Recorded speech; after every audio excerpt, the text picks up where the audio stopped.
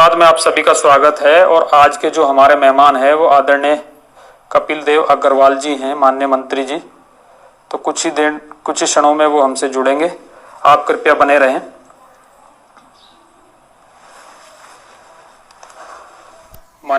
जी मंत्री जी नमस्कार। जी नमस्कार। ग्रामीण भारत संवाद में आपका स्वागत है मंत्री जी। और इस लॉकडाउन के अंतर्गत ये मैंने एक मुहिम चलाई है जिसके अंतर्गत जो हमारे क्षेत्रीय प्रतिनिधि हैं, चाहे वो विधायक हैं, सांसदगण हैं और मंत्रीगण हैं, वो इसके माध्यम से, इस मंच के माध्यम से जुड़ते हैं और अब जो मेरे सवाल रहते हैं मैं उनसे पूछता हूं। तो आपका पुनः स्वागत है ग्रामीण भारत संवाद में। तो सबसे पहले मैं परिचय से स्टार्ट करता हूं। मैं हूं नेपाल सिंह राणा, गांव मनट, जनपद शामली, उत्तर प्रदेश का रहने वाला हूं। और आप हैं कपिल देव अग्रवाल जी, राज्य मंत्री हैं व्यावसायिक शिक्षा एवं कौशल विकास, स्वतंत्र प्रभार उत्तर प्रदेश, और विधायक हैं मुजफ्फरनगर सदर सीट से, और प्रभारी हैं बिजनौर और शाहजहांपुर से। तो एक बार आपका पुनः स्वागत है आदरणीय मंत्री जी। मेरा पहला सवाल है आदरणीय मंत्री जी आपसे कि आपका अभी तक का राजनीतिक सफर कैसा रहा, शिक्षा और राजनीतिक, जी बताएं। बहुत अच्छा है। बाल्यकाल से ही राष्ट्रीय स्वयंसेवक संघ के संपर्क में आने के बाद समाज के प्रति कार्य करने का जज्बा, एक समाज के दुख को समझ करके नजदीकी से उनकी सहायता करना और जैसी जैसी आवश्यकता पड़ती है वैसा वैसा निर्णय लेकर के समाज के प्रत्येक पहलू को छूना। और उसके साथ साथ फिर पत्रकारिता से जुड़ा रहा लंबे समय तक। इसलिए पत्रकारिता की दृष्टि से भी अधिकारियों में, समाज, व्यवसायियों में, व्यापारियों में, गरीब में, समाज के हर वर्ग में, और समाज की समस्याओं को लेखनी के माध्यम से उठाना। तो इतना अनुभव ये हुआ। तो 2002 में पहली बार विधानसभा का मुझको चुनाव लड़ने का अवसर भारतीय जनता पार्टी ने दिया। मैं थोड़ी सी वोटों चुनाव हारा, लेकिन उस चुनाव की हार ने मुझे और अधिक काम करने का मौका दिया और अधिक ताकत के साथ लड़ने का मौका दिया। तो 2006 में नगर पालिका अध्यक्ष के नाते मुझे पार्टी चुनाव लड़ाया। 27,000 मतों से और 50 में से 25 सभासदों के साथ हम भारी मतों से चुनाव जीते और पूरे 5 वर्ष तक नगर पालिका पूरे धमाके के साथ, पूरे परिश्रम के साथ और जनता की सेवा करके उसका हमने बहुत अच्छे से अपने दायित्व का निर्वहन किया। जी मेरे पास कुछ आंकड़ा है। जी मंत्री जी, आपका मेरे पास कुछ आंकड़ा है। 2015 के बाई इलेक्शन में आपने चुनाव लड़ा था नगर से। 2016 जी। तो आपको जो मत मिले थे वो 65,378 मिले थे और आपने 7,352 के भारी अंतर से विजय प्राप्त किए थे आप बाई इलेक्शन में 2016 के। उसके बाद 17वीं विधानसभा में आपको 97,838 वोट मिले थे और 10,704 के भारी अंतर से आपने विजय प्राप्त की। और जो दर्शक अभी भी इस वीडियो को देख रहे हैं और ग्रामीण भारत संवाद के माध्यम से, यूट्यूब के माध्यम से इस वीडियो को देखेंगे, तो मैं मुजफ्फरनगर जनपद की स्थिति बता देता हूं कि मुजफ्फरनगर जनपद के अंदर 6 विधानसभाएं आती हैं, जिसमें मुजफ्फरनगर सदर, चरथावल, बुढ़ाना, पुरकाजी, खतौली और मीरापुर। और यह बड़े गर्व से मैं कह सकता हूं कि 6 की 6 विधानसभा पे इस समय बीजेपी ने परचम लहरा रखा है और जो लोकसभा सीट है वो भी बीजेपी के ही पक्ष में है। जी तो मेरा अगला सवाल आपसे है आदरणीय विधायक जी, आदरणीय मंत्री जी, जो कोविड-19 जो वैश्विक महामारी जो चल रही है, इसके चलते सदर विधायक मुजफ्फरनगर होने के नाते जनपद स्तर पर आपके द्वारा क्या कदम उठाए गए, जी बताएं हमारे दर्शकों को। देखिए, अपने विभाग के द्वारा व्यवसाय शिक्षा एवं कौशल विकास, उसके द्वारा हमारे मुख्यमंत्री जी को 1 करोड़ से अधिक की धनराशि हमने अपने विभाग के लोगों के माध्यम से देने का काम किया। तो उनका 1 दिन का वेतन था और उन सबने अपने सहयोग से और अपने स्वयं के प्रयास से उन्होंने ऐसा किया। और पहली बार यानी जब कोविड शुरू हुआ था और जब तक वैश्विक महामारी का भयानक रूप नहीं लिया था, तभी हमने पहली बार लगभग शायद पहला प्रयास हमारा रहा होगा मुझे नहीं याद पड़ता कि जो विधायक का तब तक पूरे प्रदेश में कहीं गया हो। 25 लाख रुपए की धनराशि हमने अपनी जिलाधिकारी को प्रेषित करने का काम किया। और मैंने नहीं, हमारे जनपद के सभी अन्य विधायकों ने, जो भी हमारे 5 विधायक हैं, और डॉक्टर संजीव आनंद जो हमारे सांसद हैं, उन सब ने, संजीव आनंद ने 50 लाख रुपया दिया। फिर हमारे आदरणीय जो सुरेश खन्ना जी हैं, उनका निर्देश हुआ कि 1 करोड़ रुपया देना है। तो हमने 1 करोड़ रुपए के लिए पत्र लिखा, यानी 25 लाख वो, 75 लाख और, ऐसा मिला के 1 करोड़ रुपया। तब जब सांसदों का, हमारे प्रधानमंत्री जी ने 2 वर्ष का जो उनकी क्षेत्र विकास निधि होती है जी, उसको स्टिल किया, उसको कहा कि नहीं, इस बार हम इसको नहीं देंगे और ये कोविड में जाएगी। तो उन्हें इससे प्रेरित होकर के मैंने अपनी निधि का 1 वर्ष की 3 करोड़ रुपए की राशि का पत्र माननीय मुख्यमंत्री को तत्काल प्रभाव से लिखा। तो स्वाभाविक है कि जो हम 25 लाख रुपए पहले दे चुके थे इसको राशि में, तो 25 लाख रुपए जब पूरे 25 लाख रुपए 3 करोड़ में दिए जाने थे, तो स्वाभाविक है वो 25 लाख रुपए के बजाय हमने उसको 3 करोड़ रुपए कर दिया। इसके अतिरिक्त जो सबसे महत्वपूर्ण काम है वो ये, लॉकडाउन होते के साथ ही 3-4 दिन के बाद ही लोगों के फोन आने शुरू हो गए, घर में राशन नहीं है, घर में सामग्री नहीं है जी।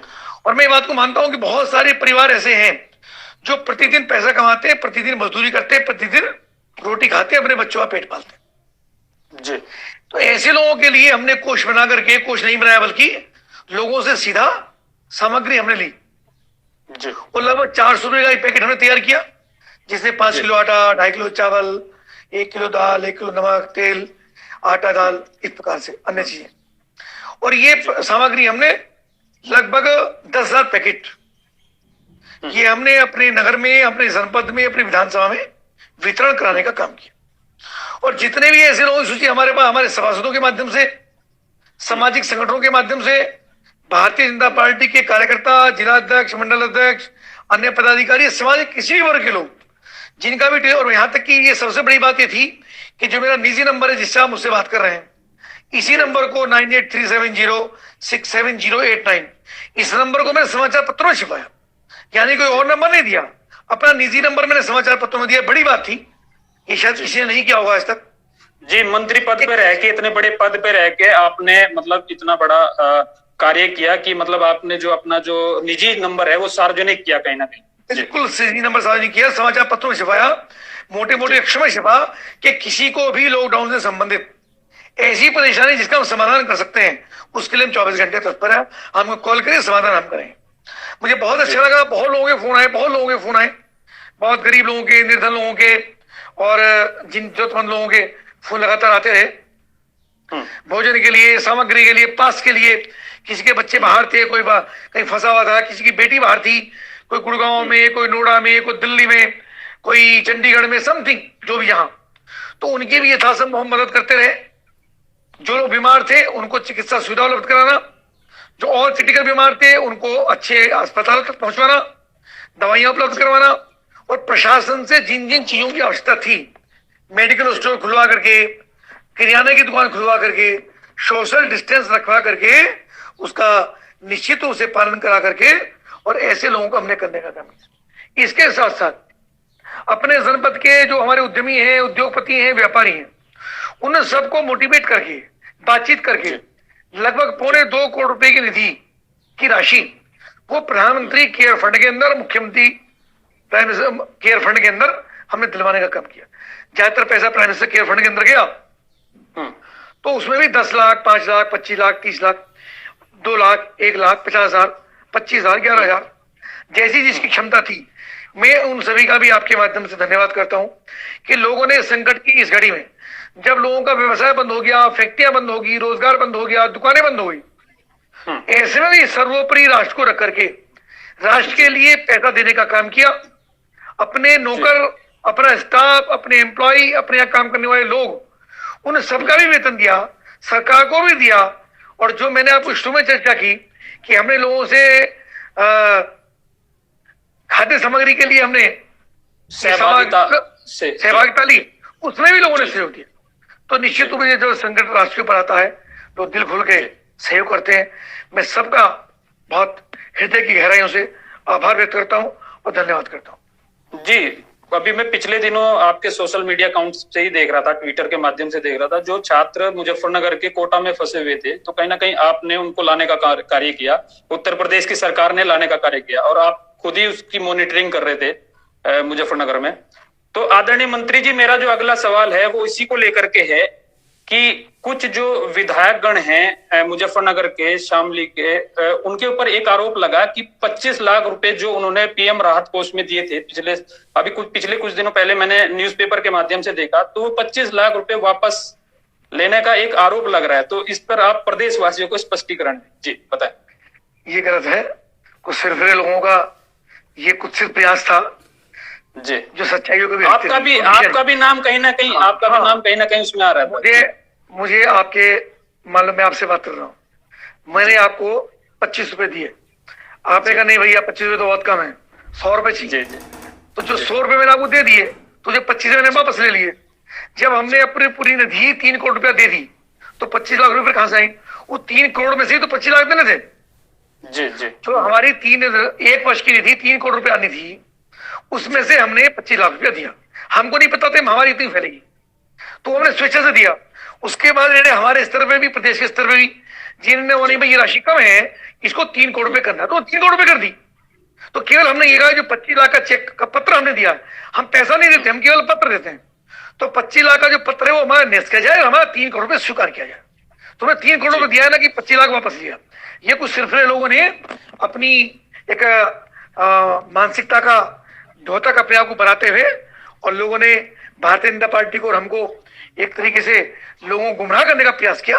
ऐसे लोग गुमराह नहीं होते, ना हम कोई ऐसा काम करते हैं, और हम तो वैश्य परिवार में जन्मे हैं।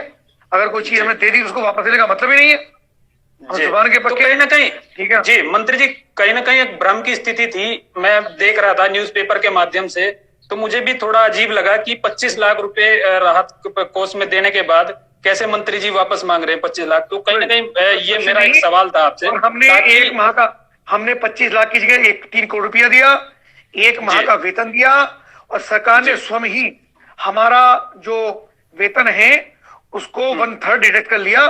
उसको भी हमने पूछ के किया, हमने उसके लिए प्रसन्नता पूर्वक सहमति दी है।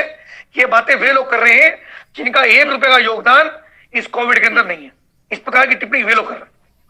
जी मंत्री जी, मेरे पास एक आंकड़ा है कोरोना को लेकर के जनपद मुजफ्फरनगर का। अभी तक जनपद मुजफ्फरनगर में टोटल जो केस आए हैं वो 24 हैं, और एक्टिव केस हैं 6, और जो अभी तक ठीक हो चुके हैं वो 18, और कुल सैंपल लिए गए हैं 2141, और नेगेटिव आए हैं 1898, और लंबित रिपोर्ट है 219। तो कहीं ना कहीं अभी 6 जो एक्टिव केस है कोरोना के वो अभी मुजफ्फरनगर में बने हुए हैं। लेकिन मेरठ में स्थिति थोड़ी गंभीर है।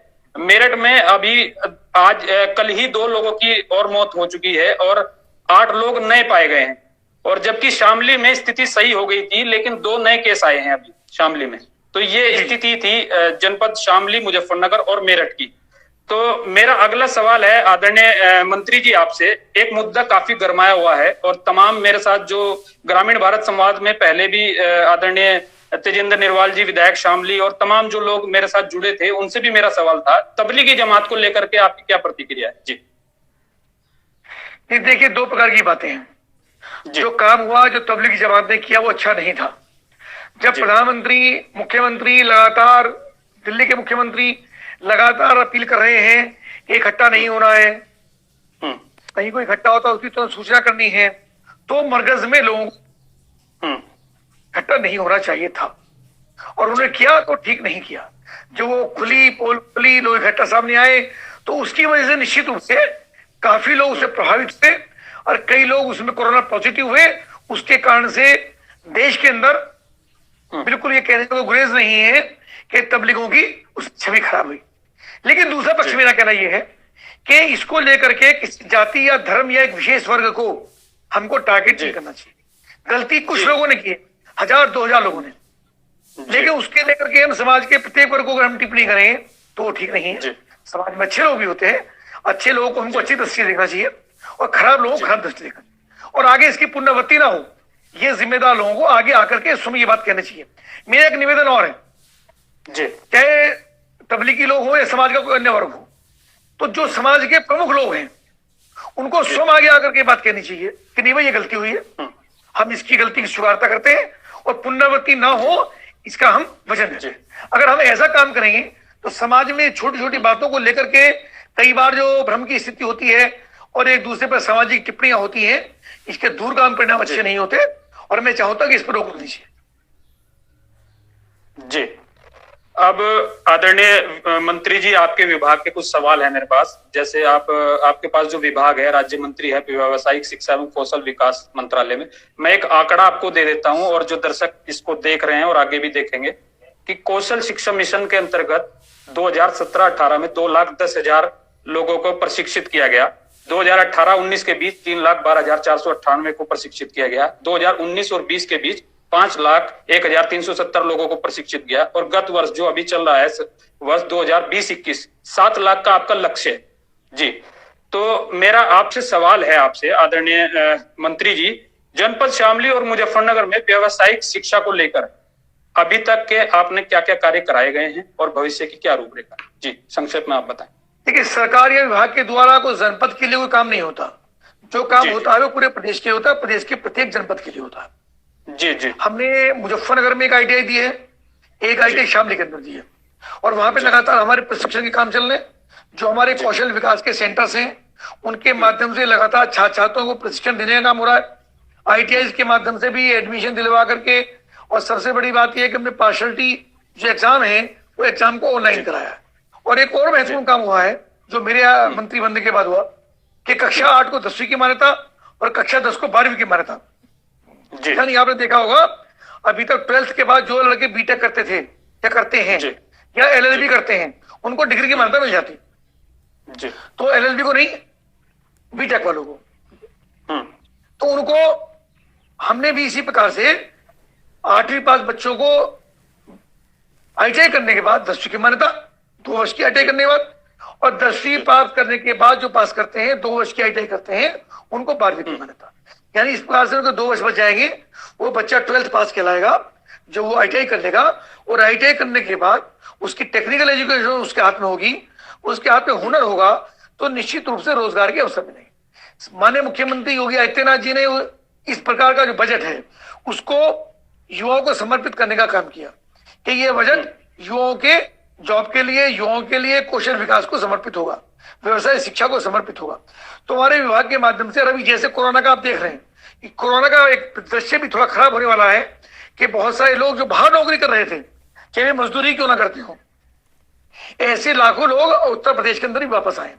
उनमें से कुछ लोग जाएंगे, कुछ लोग नहीं जाएंगे। जो लोग नहीं जाएंगे वो प्रदेश के अंदर ही रहेंगे और उनके लिए व्यवसाय तलाश करना हमारे लिए निश्चित रूप से चुनौती होगी। ऐसे लोगों के लिए लॉकडाउन थोड़ा इससे हमको रिलैक्स हो जाए, एक हम पोर्टल बनाएंगे, पोर्टल पे लोगों से अपडेट लेंगे, उनसे पूछेंगे क्या क्या क्या काम कर सकते हैं। जो जो काम वो भरेंगे, फिलअप करेंगे, उनके संबंधित इंडस्ट्रीज के लोगों से, फैक्ट्री के लोगों से, अन्य व्यवसायी लोगों से बातचीत करके उन दोनों को जोड़ने का काम करेंगे, उनको कनेक्ट करने का काम करेंगे और उनको जॉब दिलवाने का काम करेंगे। जी, अच्छा मंत्री जी, मेरा आपसे एक सवाल है। अभी पिछले दिनों मेरे साथ राजीव गुंबर जी थे, सहारनपुर के निवर्तमान विधायक भाजपा के। तो उन्होंने मांग की थी सहारनपुर के अंदर विश्वविद्यालय की। तो भविष्य में आपकी कुछ योजना है इस तरह की, पश्चिमी उत्तर प्रदेश में Indian institute of skills development, कुछ इस तरह का कोई विश्वविद्यालय बनाने? जी, अभी नोएडा में हमने 10,000 स्क्वायर मीटर जमीन हमको एक बार हम कर रहे हैं, उसको कर करके एक स्किल डेवलपमेंट की यूनिवर्सिटी के लेवल का एक बड़ा सेंटर नोएडा के अंदर हम खोल रहे हैं। नेशनल जो एक्सप्रेस हाईवे है, यमुना एक्सप्रेस हाईवे, उसमें जमीन हमने देख ली है, वो जमीन हमको मिल गई है। वो हमारा प्रयास अगर फुलफिल होता है तो चूंकि नोएडा, दिल्ली, जो दिल्ली NCR है उसमें गुड़गांव है, उसमें नोएडा है, उसमें फरीदाबाद है, जितने भी आसपास के क्षेत्र हैं, गाजियाबाद है, तो वहां से बहुत सारे छात्र छात्राओं को स्किल डेवलप करने के बाद उनको काम करने का अवसर प्राप्त हो सकेगा। और मेरा बहुत निरंतर प्रयास लगातार उसके अंदर चल रहा है। जी, अच्छा, फेसबुक के माध्यम से मुझे कुछ लोगों के सवाल प्राप्त हुए थे। हमारे यहाँ, हमारे जनपद शामली में थाना भवन में ITI आपने बनवाई और सोनपुर, रसूलपुर में ITI बनी, लेकिन उनके जो एडमिशन है वो कहीं ना कहीं कांदला में हो रहे हैं अभी। तो अध्यापक की व्यवस्था कब तक हो जाएगी आदरणीय मंत्री जी? मेरा सीधा आपसे ये दिक्कत है, ये दिक्कत है। हमने अपना पत्र आयोग को भेजा है, आयोग ही अध्यापकों की नियुक्ति करता है।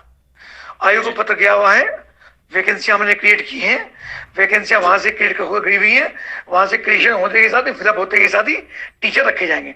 जब तक अध्यापक नहीं होंगे तब तक संस्थाओं को चला पाना थोड़ा मुश्किल हो रहा है, इसलिए एक वैकल्पिक व्यवस्था के रूप में वो काम चल रहा है। जी, तो एक समय सीमा आप बता दीजिए मंत्री जी, क्योंकि आपके पास ये विभाग है, तो कहीं ना कहीं विभाग मेरे पास है, लेकिन नियुक्ति करने वाला विभाग दूसरा है, वो आयोग है, आयोग इंडिपेंडेंट बॉडी है, तो वो मेरे अंदर, मैं उसका गवर्निंग बॉडी, मतलब मैं उसका इंचार्ज नहीं हूं, तो उन्हीं को तय करना है। हम उनको लगातार कांटेक्ट कर रहे हैं, प्रयास कर रहे हैं। माननीय मुख्यमंत्री के संज्ञान में सारा विषय है, वहां से वैकेंसियां वो फिलअप करेंगे तभी ये काम हो पाएगा। जी, अच्छा मंत्री जी, मेरा जो अगला सवाल है आपसे, कोविड-19 के चलते सभी शिक्षण संस्थान जो है अभी बंद चल रहे हैं, जो भी शिक्षण संस्थान है, तो कुछ शिक्षण संस्थान जो है ऑनलाइन क्लासेस की सुविधा दे रहे हैं, तो आपका जो विभाग है व्यावसायिक शिक्षा एवं कौशल विकास, इसमें कुछ प्रावधान है सर की जो ऑनलाइन शिक्षा को लेकर? हमारा ऑनलाइन सबसे पहले चालू हुआ, 5 लाख छात्र हमारे ऑनलाइन पढ़ाई कर रहे हैं लगातार। जी, जितनी भी हमारी ITI हैं उन सबके छात्र, प्रैक्टिकल तो नहीं हो पा रहा है लेकिन थ्योरेटिकल लगातार उनकी पढ़ाई चल रही है। लगभग ये लॉकडाउन लगने के 15 दिन बाद इश्यू हो गया था और अब लगातार चल रहा है। और जो कौशल विकास है, जो दूसरा विभाग है, कौशल विकास में भी 1,35,000 छात्राएं लगातार प्रशिक्षण ले रहे हैं, उनकी ऑनलाइन पढ़ाई हो रही है, उनके क्वेश्चन आंसर होते हैं, बातचीत होती है, लगातार पूरा ध्यान हमारा ऑनलाइन प्रशिक्षण के ऊपर लगातार चल रहा है। जी, अच्छा मंत्री जी, आप मुझे सुन पा रहे हैं? शायद कहीं ना कहीं कनेक्शन में अवरुद्ध। जी मंत्री जी, आप सुन पा रहे हैं?